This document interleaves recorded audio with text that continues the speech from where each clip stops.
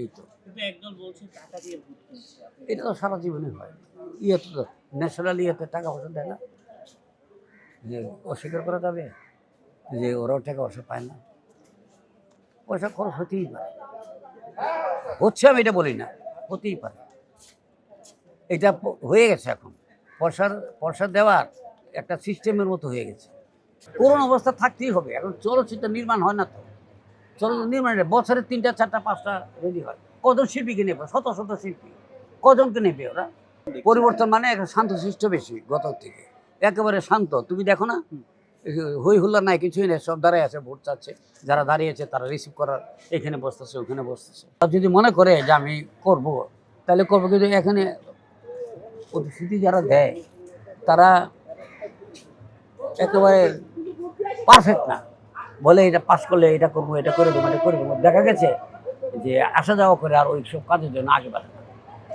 এরকম তো আছে অনেকে, এটা করবো, সেটা করবো, সেটা করবো। কিছু কিছু লোক করে, না করলে আমাদের হলো করতে, কিন্তু না করার লোক বেশি। দর্শকরা সিনেমা ছাড়াও কিছু পাইতেই তো না তখন।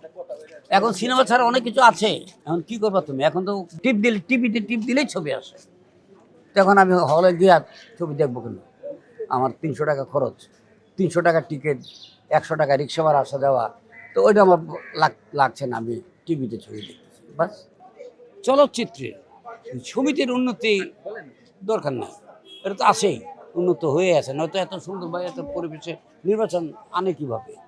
তো এখন চলচ্চিত্রের এগুলো শিল্পীরা যদি ভালো থাকে এবং ভালো ভালো শিল্পী যদি আরও আসে, তাহলেই আমাদের চলচ্চিত্রের উন্নতি হবে এবং শিল্পী প্রয়োজন।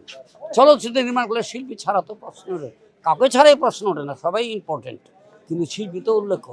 যদি বলে যে এই কই গেছিলি, সিনেমা দেখাইলাম, প্রথমে জিজ্ঞাসা যে আর্টিস্ট কাটা, তারপর জিজ্ঞাসা কী নাম, প্রথম জিজ্ঞেস করে কী নাম, তারপর জিজ্ঞাসা আর্টিস্ট কে ডাইরেক্টর, কে মিউজিক ডাইরেক্টর, কে গান গেছে, এগুলি তো নাই। শিল্পীদের ভূমিকাটা এবং শিল্পীদের চাহিদাটা সবচেয়ে বড়, ওরা ছাড়া তো